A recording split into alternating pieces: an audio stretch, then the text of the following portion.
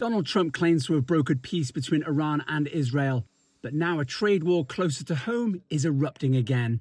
We're going to stop all negotiations with Canada right now until they straighten out their act.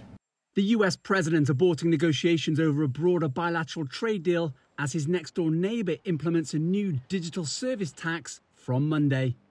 The government is responding to the impact of the unjust U.S. tariffs with multiple tools. Canada and the US were discussing a deal aimed at resolving a trade war after hitting each other with steep duties on everything from materials like steel to whiskey to protect each other's industries.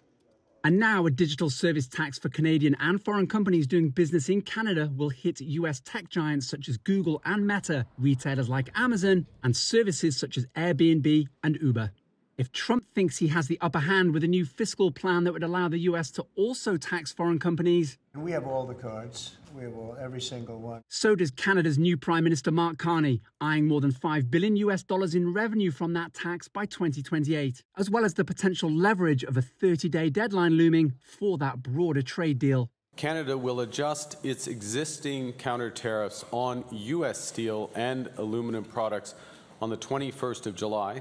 At the end of that 30-day period, in other words, we're going to adjust them to levels consistent with the progress that's made at that point on the broader trading arrangements with the United States.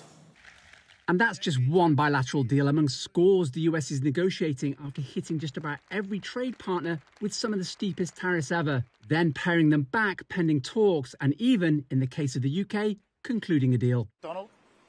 Thank you very much. But the digital services tax is a relatively new kind of tariff that some European Union countries have implemented to varying degrees. It's also a bargaining chip.